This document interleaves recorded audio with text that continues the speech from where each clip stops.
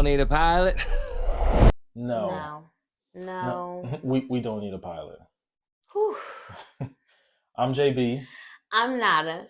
And we just went to go see Flight Risk, so you don't have to. Let's talk about it.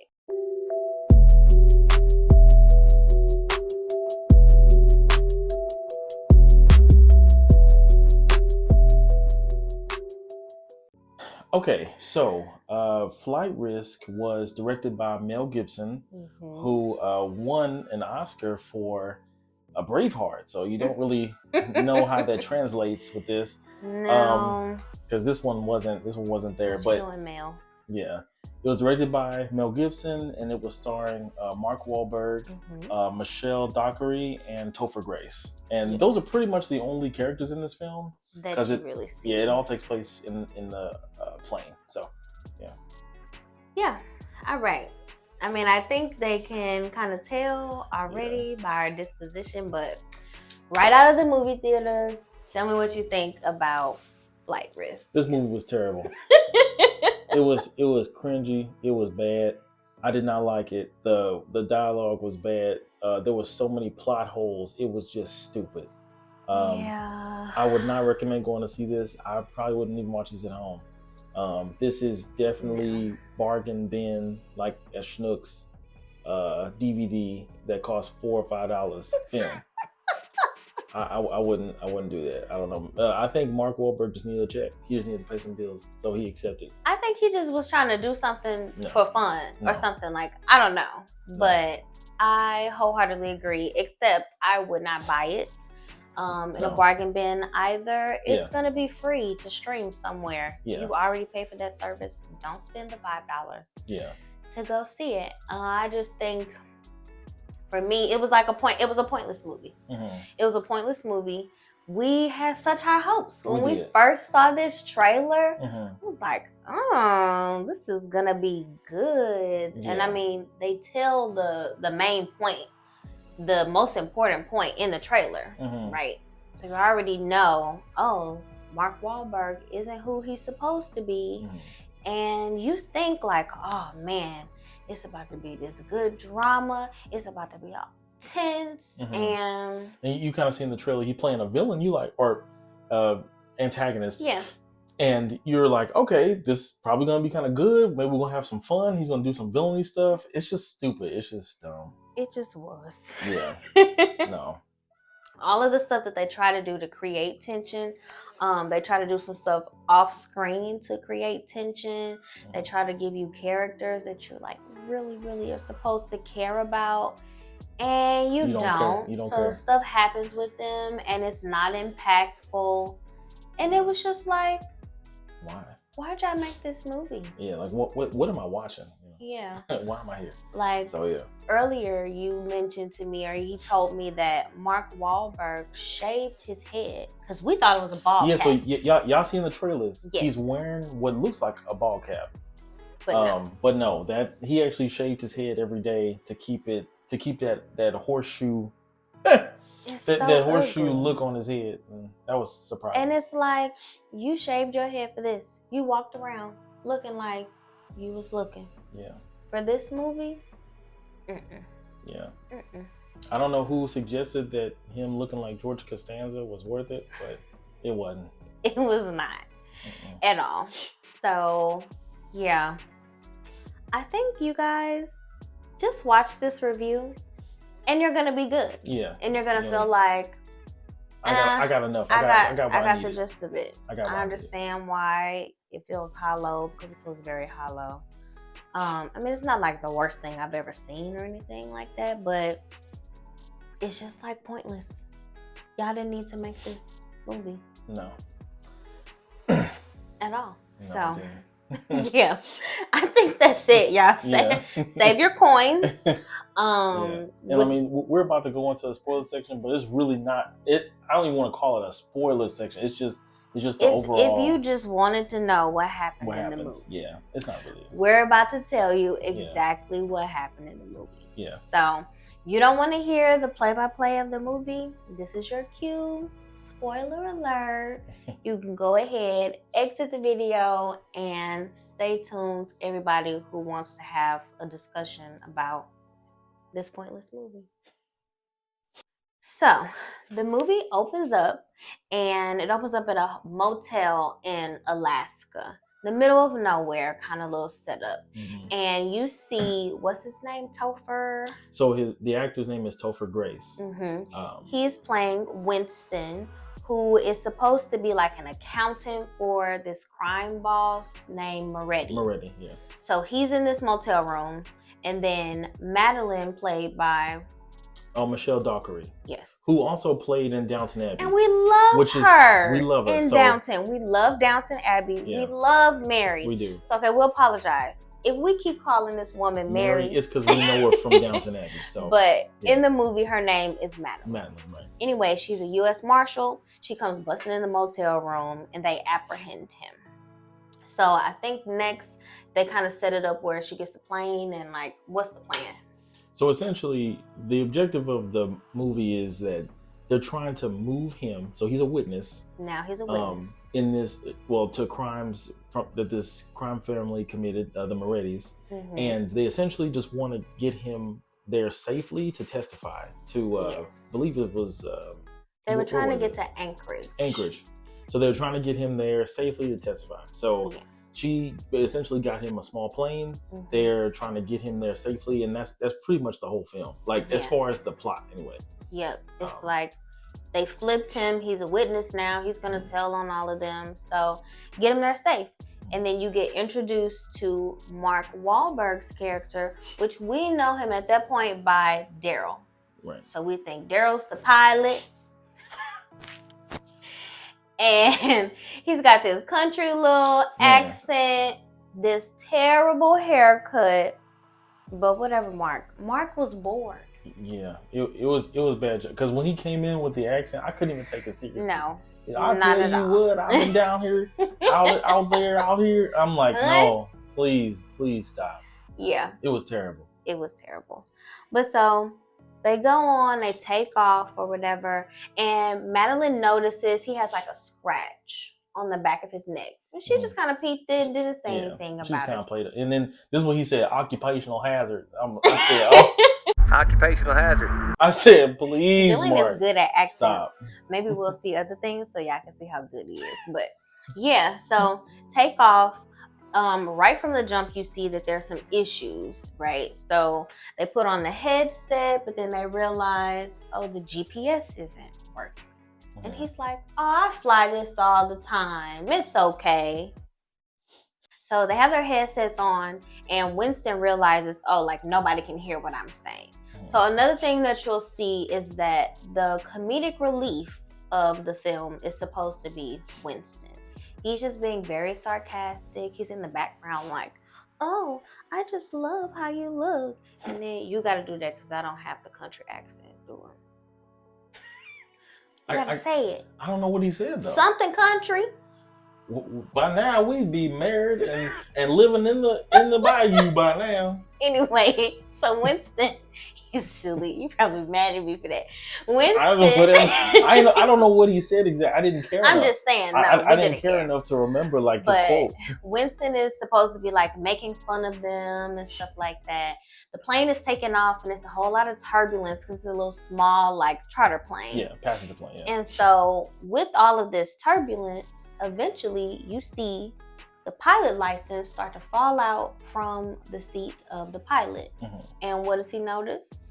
So Topher Grace in the back notices that the license picture doesn't match, Mark Wahlberg's picture. Yes. So clearly something happened to the actual pilot who was Daryl Booth, and and Mark Wahlberg is claiming to be Daryl, and he's clearly not. So at this point, his name was Winston. Winston is looking at the front, and he's trying to get signal. He's trying to get the marshal's attention, but not alert Mark Wahlberg. So the whole time they're just trying to do this back and forth. Eventually, he gets found out. But yeah, so she ended up like coming back there. I think he threw something at her, and she came back there, and he said something about being sick.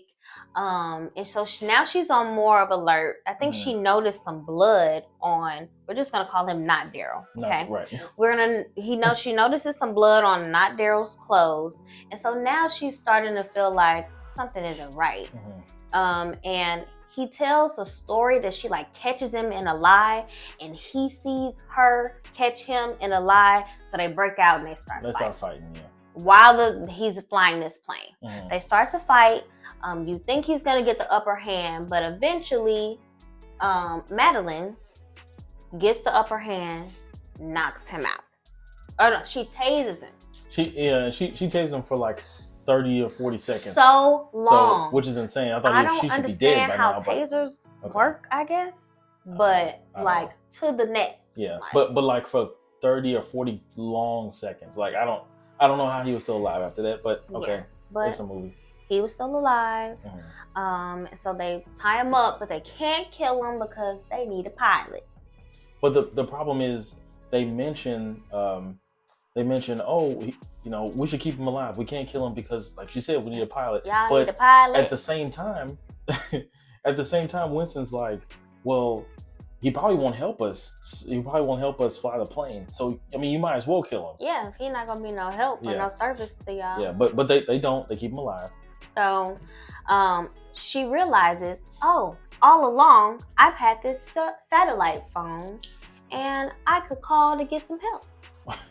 So then you really don't need him alive. At this point, now this is man that wants to kill both y'all. Why are you keeping them alive? The only reason you had was to fly the plane. You have a satellite phone. You have no purpose. You call customer service. They gonna help you. So that's what she does. She calls whatever plane customer service you can call. And Hassan answers the phone. And this was another part that was not needed. It wasn't in this film. Because as we've seen so far, the movie is trying to take itself seriously. And I'm trying to be serious about it. Like there's a real threat. They could crash this plane. So then suddenly there's like an interjection of humor that was out of nowhere with the assistant that's on the phone, Hassan with her, who's trying to like talk her through leveling out the plane, turn on the autopilot, how to fly it and everything. But he is flirting with her. Yeah, and like it doesn't it loses its tone. The tones are crossed. It's weird. It's like, am I supposed to be worried that they're going to crash, or now is this romantic comedy? Laughing at you. I don't think they were trying to go for romantic comedy, except for like something that happens at the end. But we're trying to be funny, and it didn't land right with us at all. It felt very unnecessary. Yeah. So they have the little conversation, and they kind of get a plan of what they want to do. So in the meantime, Not Daryl is talking to Winston and Madeline and really trying to get under their skin. Let's just pause and say, Not Daryl says a whole lot of kind of rapey things. Yeah, that's not okay. It was very creepy. Yeah. And not just to Madeline. He almost suggests that he's like done things sexually with Winston's mom. I don't know. It was weird. Yeah, they were just trying. Yeah. I don't know. It was weird. Yeah, he was trying to be a cartoony villain. It wasn't going off well. So he's trying to get under their skin, and you learn more about the fact that Winston was the accountant for the Morettis. You learn stuff about that. You get this sob story of why Madeline, she was just coming back to the force. She was a U.S. Marshal. She stopped working, and they're trying to give you some like, I guess, character development and kind of make you care about them. But they're trying to make the characters endearing, and they're not endearing because one, the whole film takes place in the plane. So any setup that they have, you don't really get. No. You don't really get to see anything else on the ground. You don't get to see people who they coordinate with throughout the movie. Like you don't get to see anything. So you don't really have anything to like hold on to or like anything to invest in. Yeah. You get nothing to, so I don't care. Like, I don't care what happens to anyone else because you haven't shown me or given me a reason. The director and like it hasn't given me as the audience a reason to care about Like anything you was taught, you want to set this stuff up. Why? No. So they were trying to make you like feel for Madeline coming back and show you why it's just so important for her to make sure she can keep him alive. But like, you don't care about it. No. I don't know if this was a actress thing. Love Mary, whatever her real name is. We love her. Michelle Dockery. In Downton. Okay, loved her. I just feel like she tries to go for this like intensity in her face that just don't land for me. We getting off. Okay, so as they're doing all of that, she thinks to herself, how did this information get out? Nobody was supposed to know that we were bringing him. Obviously, there's a leak somewhere, right? And she calls another U.S. Marshal on the ground. Her name was Carolyn, to tell her like, hey, all of this has been happening, transpiring. I feel like there's a leak somewhere. We got to figure out, what this is, what's going on. So now they introduce Carolyn. You never see Carolyn. She never shows up on the screen. You never get to like see anything. You can get the sense that they're supposed to be friends or something, but you don't see much. You don't see her at all. Not much of her. You don't see her at all. So they're trying to do that. And then there's another person that you don't see, Director Coolidge, I think was his name. He's the director of the U.S. Marshals. And she lets him know, hey, I think there's a leak. So now these two people know, she's aware that there's a leak, and two people know of the situation that's happening. So next is like Hassan comes back. Yeah, and I believe he just tells her to even out the plane. He tells her like, when you get to the coast, just follow the coast, and kind of gives her just direction once she gets to something that she can see, because they're flying through mountains and everything. Yeah.